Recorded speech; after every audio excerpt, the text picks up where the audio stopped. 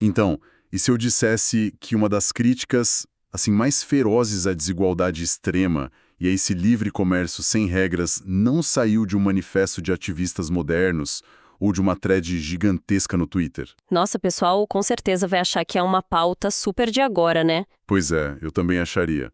Mas imagina ler um texto que já passou da marca de meio século e ele soar, tipo, exatamente como a manchete do Jornal de Economia de hoje de manhã. É assustador, pra ser sincera. Demais. E é com esse nível de surpresa que a gente começa a imersão de hoje. O nosso mergulho é num arquivo chamado Populorum Progressio. Ou, traduzindo, sobre o desenvolvimento dos povos. Isso. É uma carta encíclica que foi escrita pelo Papa Paulo VI lá no ano de 1967. E, só para contextualizar o pessoal que está ouvindo a gente, o material base para nossa análise foi acessado através do portal dhnet.org.br. Super importante, inclusive o logotipo deles acompanha os arquivos originais que a gente leu. Exato. E o ponto crucial logo de cara, para a gente não se perder, é o seguinte. A gente está falando de um documento religioso, sim, mas ele é estudado no mundo inteiro, cara, como um divisor de águas absoluto na sociologia e nos direitos humanos. Sim, é um marco.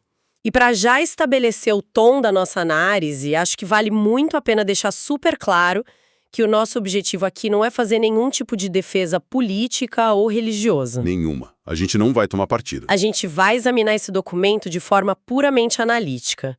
A ideia é investigar como o texto diagnostica o desequilíbrio mundial. A força motriz que a gente vai desbravar é descrita na própria fonte como o grito de angústia dos povos da fome, que é direcionado, adivinha para quem? Aos povos da opulência. E o que o texto tenta fazer é literalmente dissecar essas engrenagens, sabe? As estruturas financeiras e sociais que criam e mantêm essa desigualdade abissal até os dias de hoje. E é aí que o choque de realidade bate muito forte, porque quando a gente lê as fontes, o texto aborda o desequilíbrio estrutural do comércio global, os perigos de uma tecnocracia. Aquela galera que só olha para planilha de custo. Exatamente. E fala até da necessidade de taxar o luxo extremo. Cara, parece a pauta de uma cúpula econômica da semana passada, não de 67. Parece muito. Só que assim, para entender essas críticas fortíssimas que o texto faz ao sistema financeiro, primeiro a gente precisa entender como ele redefine a própria palavra progresso. Ele muda a lente da coisa toda. Muda. Então, ok, vamos desempacotar isso. O documento crava que desenvolvimento não é só o PIB subindo. Pensa bem, a gente tem o costume de medir o sucesso de um país olhando para o tamanho dos arranha-céus na capital. Ou para a taxa de exportação, a balança comercial. Isso. Mas o texto fala que a gente tem que focar em ser mais, em vez de apenas ter mais.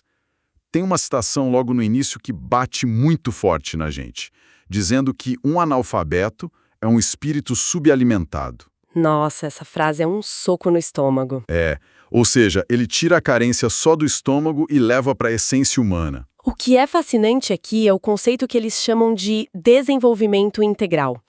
Na visão do documento, o verdadeiro desenvolvimento tem que promover, nas palavras exatas da fonte, todos os homens e o homem todo. O homem todo. Achei isso muito profundo. Sim, porque, não adianta nada o cofre público estar transbordando se a humanidade da população está sendo esmagada pelo próprio processo de enriquecimento.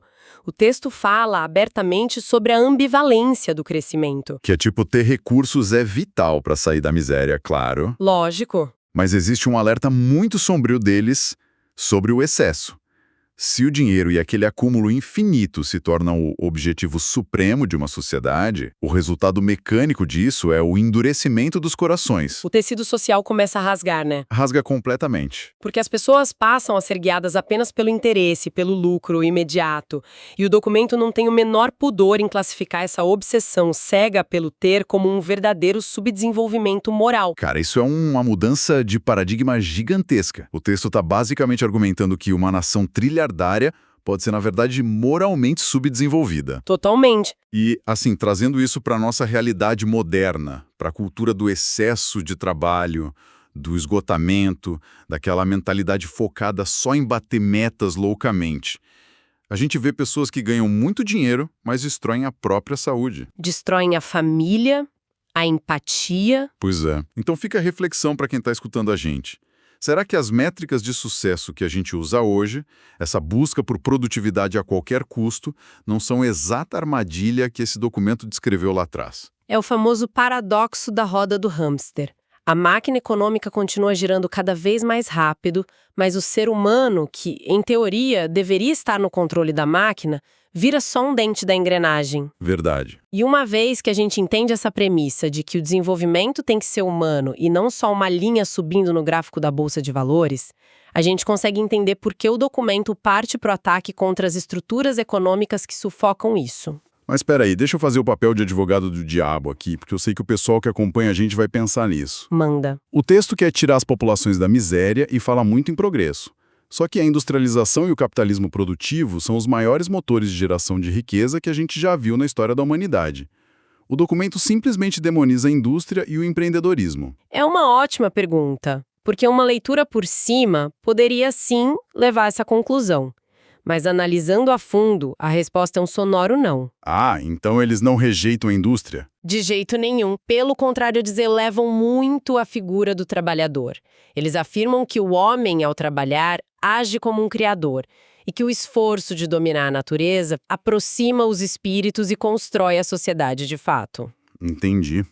Mas e aí, onde é que entra a crítica pesada deles? O problema entra em cena quando o lucro passa a operar como o motor exclusivo do sistema. Ah, tá. Se conectarmos isso ao quadro geral das fontes, a crítica atinge em cheio o que o antecessor do autor já chamava de imperialismo internacional do dinheiro. O texto bate de frente, mas muito de frente, com a ideia de um liberalismo sem freio. Que, em termos práticos, é aquela visão de que o capital financeiro, o mercado puro e simples, deve ditar todas as regras de um país, ignorando as necessidades reais de quem vive lá. Bem radical para os padrões modernos, né? Bastante radical. A fonte defende que a propriedade privada não constitui, para absolutamente ninguém, um direito incondicional e absoluto. Nossa. Ninguém tem o direito de reservar para o seu uso exclusivo aquilo que é supérfluo, que está ali sobrando, quando para os outros falta o estritamente necessário para sobreviver. Eles até resgatam uma citação da antiguidade, não é? Sim, de Santo Ambrósio. E essa citação meio que vira a lógica da caridade de cabeça para baixo. A frase diz que quando alguém dá algo a um pobre, não está sendo um grande benfeitor, dividindo a própria fortuna. Não está fazendo uma caridade fofa. Não. Na verdade, essa pessoa está apenas devolvendo ao pobre o que já pertence à comunidade humana, porque a premissa deles é que a terra e os recursos foram dados a todos. Essa lógica destrói a ideia de que a caridade é um favor. Ela passa a ser vista como um dever básico de justiça, e assim o texto não fica só na teoria filosófica. Ele desce para a economia prática. Com certeza. O documento diz claramente que o bem comum pode exigir desapropriações. Pensa no mecanismo disso. Se a gente tem uma extensão colossal de terra abandonada, que não produz nada. Ou que a exploração dela gera pura miséria local só para enriquecer um indivíduo isolado? Isso, o poder público tem o dever de intervir, porque aquele recurso retido está asfixiando a economia inteira ao redor. E eles também tocam num ponto muito sensível, que é a fuga de capitais. Exatamente, o texto critica diretamente os cidadãos de países em desenvolvimento que enriquecem explorando os recursos e a mão de obra local e depois pegam e transferem os rendimentos para contas no exterior. Tudo isso só para proteger o próprio patrimônio. Sim, e o impacto real disso é a drenagem da economia. Ao retirar o dinheiro do seu país de origem, eles impedem que esse capital vire investimento em infraestrutura, hospital ou escola na própria nação que gerou aquela riqueza para começo de conversa. É um lucro totalmente descolado de qualquer responsabilidade cívica. É quase como sugar o sangue do paciente e depois reclamar que o cara está anêmico.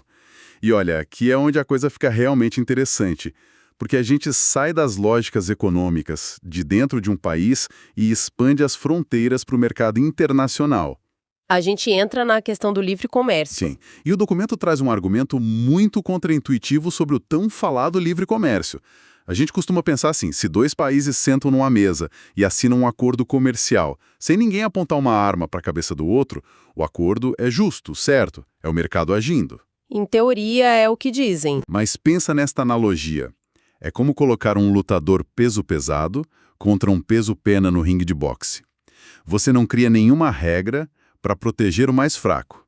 O gongo soa, O peso pesado massacra o adversário em 10 segundos e você vira para a plateia e diz, olha, a luta foi 100% justa. Os dois entraram no ringue de livre e espontânea vontade. Nossa, essa imagem do ringue ilustra perfeitamente a denúncia do texto. A premissa deles é que os preços livremente estabelecidos no mercado podem sim ser profundamente injustos se existe uma disparidade de poder colossal entre as duas partes. O consentimento livre não adianta de nada. O livre consentimento não garante a justiça quando uma das partes está desesperada para vender ou para comprar. E para entender como isso funciona na prática, o documento destrincha o mecanismo cruel das exportações. E como funciona essa engrenagem, segundo as fontes? É o seguinte: historicamente, e a gente vê isso até hoje em grande medida, as nações mais pobres exportam matérias-primas, produtos agrícolas, minérios. Só que o preço dessas commodities no mercado global é altamente volátil. Oscila demais, né? Demais. Depende do clima, de crises, de especulação financeira. Já as nações ricas, altamente industrializadas, exportam produtos manufaturados e tecnologia, bens que têm muito valor agregado. O preço de uma máquina de alta tecnologia ou de um software não cai de repente por causa de uma chuva na lavoura. Pelo contrário, tende a encarecer com o progresso técnico. Exato. Ou seja, o país pobre vende café barato e o preço balança o tempo todo. Mas precisa comprar um maquinário agrícola e o smartphone do país rico, que estão sempre, muito mais caros. Isso. E o resultado matemático dessa diferença é a criação de um abismo contínuo. Os povos pobres vendem barato e sem previsibilidade, enquanto compram tudo caro. Isso cria um ciclo vicioso de dependência financeira e dívidas que simplesmente anula qualquer esforço interno que o país faça para se desenvolver. E para quebrar essa roda, as fontes mencionam uma proposta que, se fosse levada para qualquer parlamento hoje, ainda causaria um alvoroço enorme. Causaria muita polêmica. O documento defende a criação de um fundo mundial, mas não um fundo alimentado por doações de trocos de país rico. A ideia seria financiar isso com uma parte das despesas militares globais. Sim, a ideia de realocar orçamentos de guerra. A lógica, o mecanismo por trás disso é o tal do custo de oportunidade. Cada tanque de guerra construído, cada míssil desenvolvido e testado é um dinheiro que deixou de ir para a construção de infraestrutura agrícola num país onde as pessoas passam fome. É tirar o dinheiro que financia o medo para investir na paz estrutural. E isso levanta uma questão muito importante sobre a implementação. Porque essa urgência do texto nos leva das planilhas macroeconômicas ali para o mundo real, para as culturas e identidades dos povos afetados. A ajuda financeira e técnica, quando acontece, não cai num vácuo, sabe? Tem todo um contexto, né? Ela esbarra no contexto histórico. E é por isso que o texto entra na questão espinhosa do colonialismo. E a abordagem deles é incrivelmente matizada. É verdade. O documento não passa pano para a potência colonizadora. De jeito nenhum. Ele reconhece abertamente os estragos, apontando como a busca por glória e interesse próprio deixou os países colonizados com estruturas super vulneráveis, com economia baseada em monocultura e sem autonomia política. Sim, a dependência continuou. Mas, de forma imparcial, eles também reconhecem que alguns colonizadores levaram certos avanços médicos, combate a doenças endêmicas e infraestrutura básica, fazendo recuar a ignorância científica em algumas áreas. Porém, o grande foco aqui é o que eles chamam de choque de civilizações. E esse é o ponto nevrálgico da transição cultural. Explica um pouco mais como funciona esse choque. Quando a civilização industrial e rica entra em contato abrupto com sociedades tradicionais, o impacto é frequentemente devastador. Estruturas familiares centenárias, rituais e formas de viver começam a ruir. A gente vê os mais velhos tentando segurar as tradições, enquanto a nova geração repudia o próprio passado para tentar abraçar o progresso material moderno. Fica um vazio ali no meio. E o grande alerta do documento é justamente contra o neocolonialismo.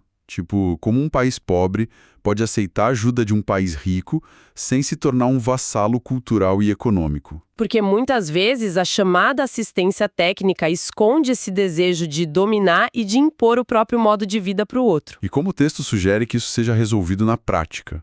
Porque transferir tecnologia exige que pessoas cruzem fronteiras, que engenheiros viajem de um lado para o outro. A exigência deles é toda baseada no acolhimento humano e na humildade.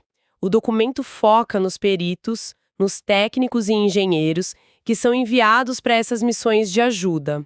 O texto exige que essas pessoas não atuem como se fossem salvadores arrogantes, trazendo a grande luz da civilização. Não podem chegar mandando em tudo. Exato. Eles devem ir com a mente aberta para aprender com a riqueza cultural do país que está recebendo.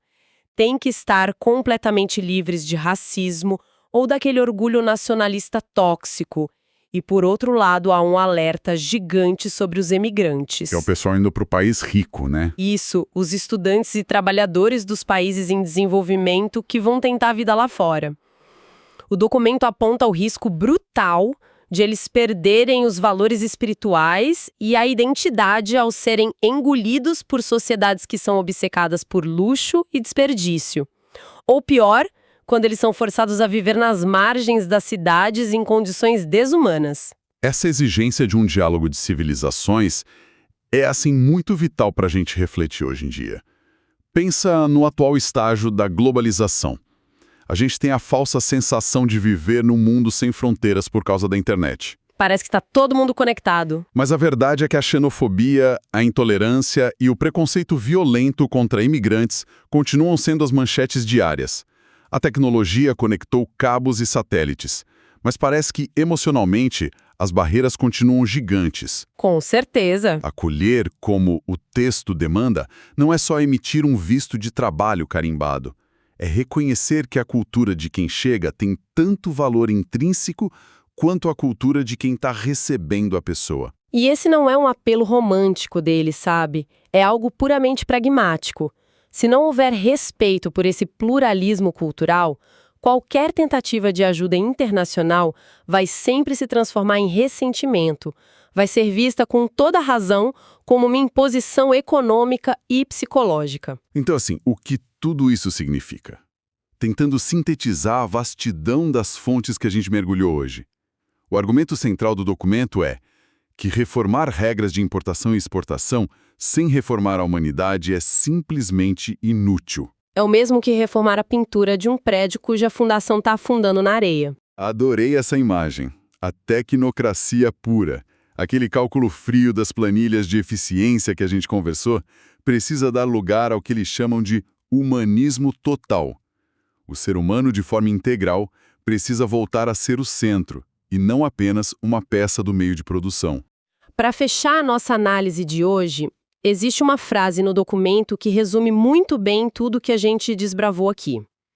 O texto crava que o desenvolvimento é um novo nome da paz. Forte isso. É uma redefinição muito poderosa, porque a gente costuma achar que a paz é só ausência da guerra, né? É só quando os mísseis param de voar e os exércitos recuam.